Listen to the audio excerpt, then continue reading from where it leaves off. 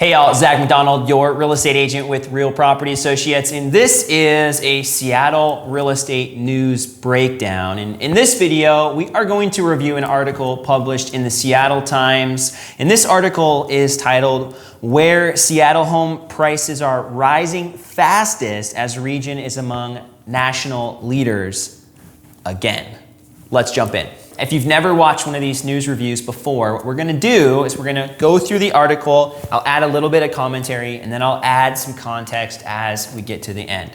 So we'll start reading the article, or at least the main points, and I'll do that right now. Seattle's housing market started the new year with a milestone. Housing prices here have been growing at the second fastest rate in the nation for an entire year. If you've been following my channel for a while or are familiar with the real estate market here, we've seen home prices in this report in the Case-Shiller Index leading the charge for a couple years straight. Now that was back in 2016, 17, 18 in that time frame. And then the market here fell off for a little while, and now we've picked back up. For the 12th month in a row, according to this article, only Phoenix outpaced the Seattle area for the year-over-year home price growth in January. So remember, we're looking at stats from a couple months ago. This index is a few months behind what the other stats that I have here available, the local MLS stats. The index is looking at major metro areas, so the top 20 metro areas, and the Seattle area is looking at Snohomish County, King County, Pierce County to make up its index. As we continue on in the article, we read that Seattle area home prices were up 14.3% in January, according to the index. That's compared to a year earlier. That was slightly slower than the growth in Phoenix, which jumped 15.8%. My in-laws just bought a house there, second home, and they're super excited. They bought it off market. I'm glad for them. They probably didn't have to compete like they would have. From what I'm hearing, the Phoenix market super hot, but they've still got a ways until they catch Seattle's streak from a few years ago. Seattle did just barely outpace San Diego, it looks like here, who was at 14.2%. So we barely came in second place in this index. Continuing on, prices in the Seattle area are soaring faster than the national average. Still, the national growth is in the double digits, up 11.2% in January from a year earlier. Now here comes the fun part. Seattle prices zoomed up faster at the start of this year than at the peak of the 2018 spring housing market.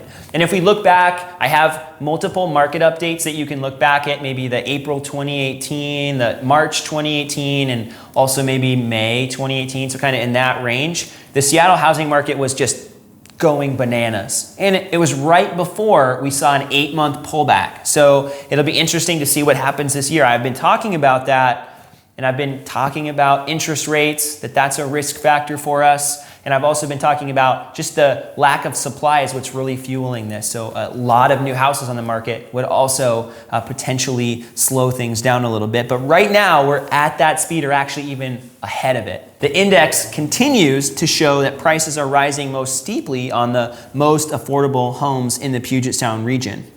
The more expensive homes are about 13% up on average, and then the lower priced homes here in this article are about 17% up. And so if we look at, there's a little graphic here we can show. They show the national average of the homes going up, and then they show the Seattle area. So Seattle up significantly over the national average here, and it's dating back to 2016. So an investment in real estate here had a greater payoff than an investment in any other part of the U.S. As we continue in the article here and finish it up, King County, Pierce County, and Snohomish County. Pierce County continues to see the most dramatic price hikes.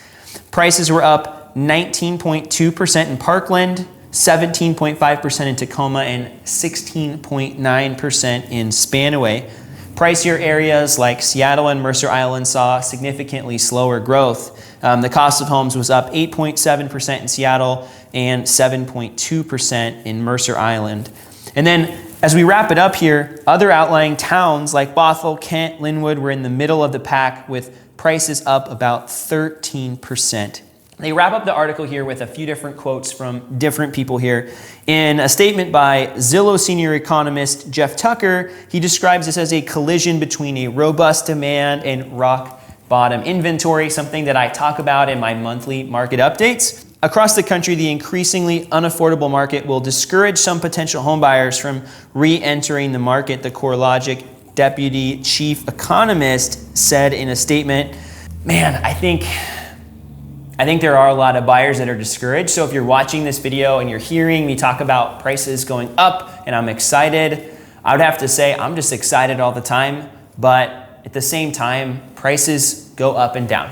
And so at this time, the fact of the matter is home prices are climbing, and anybody that is owning a home is really excited right now. Anybody that is looking to buy a house though right now is not very happy. So anytime you see one of these videos, a buyer is going to love it if the market is down. It's going to be time to buy, it's time to jump on it. But any seller watching this video is going to be sad. And so in this current market, if you're thinking about buying, you might find yourself a little bit on the sad side, or at least not quite as excited. But if you're on the selling side, you'll find yourself to be really excited. The last quote here in this article is a good way to end, I think, and I'm glad they wrapped it up this way. The biggest concern remains the lack of homes for sale. Potential sellers may be discouraged by their inability to find a new home and subsequently choose not to list their home, leading to a vicious cycle of declining for sale homes. And I'll say this, I've experienced in the different markets here that when their supply is low, buyers are discouraged. And if you own a home and are looking to purchase, there is this sense of, why even bother? I'll just stay put, I'll just remodel my house, I'll make some improvements, I'll make it better. And when the market's a little more balanced between buyers and sellers, that's when you start to see a lot more movement. So in 2019 and in 2020, there were a lot more contingent purchases where somebody had to sell a house and buy a house. There weren't a ton, but there were more, at least it was happening. And there were also a lot more people that were able to move up and move down in the market. Now, it's not as tough to move down in the market, but it's still tough to just buy a house in general. So anybody selling a more expensive house and buying something cheaper is then just finding themselves in a super competitive situation on the other end. But at least they have the capital. It's just tough to make that move right now. And I've recorded some videos on that as well that you can find on the channel. I'll link up a few here in the description, some tactics on buying and selling and some different options that you can pursue. But I will say it is a little bit disheartening as a buyer when you have a house already and you're just like, man, what's the point? So it is true that there are fewer people selling. I have multiple people that would sell and have expressed interest in buying and selling, but the current market does not make it that exciting for them. As we wrap up this video, I want to share a few stats that might bring additional context. So the article focuses on stats from a couple months ago and also generic stats, single family condos kind of put together. And I want to share a few just single family stats. So this is as of the end of February. So a little bit old at this point, but still relevant and much newer than some of the stats that we found in this video. Redmond's single family homes are up 30% year over year. Bellevue's single family homes are up 19.6% year over year. Edmond's single family homes up 21.8% year over year. Linwood is up 25.4%. Both Linwood and Edmonds are in Snohomish County. And then we'll jump into a few more King County houses. So the first couple are in King County and these last couple are in King County. Sammamish is up 25%. Issaquah up 20.2%. Renton is up 22.5%. And Bothell, which splits itself in Snohomish and King County, up 30.7%, even more than Redmond. That's crazy. But all these markets are outside of Seattle city limits. If you find yourself looking in Edmonds, Linwood, Bothell, or Renton, you might find a little bit more affordable housing. But looking at Issaquah, Sammamish, Redmond, Bellevue, home prices are already well over $1 million there. Thanks so much for watching this Seattle real estate news breakdown. It is exciting to hear that the Seattle housing market is one of the hottest in the country. I think it's encouraging for home buyers and sellers, even if buyers don't want to see higher prices when they're purchasing. It is encouraging to know that this market is a desirable place to be, which is helpful when you're purchasing to know that.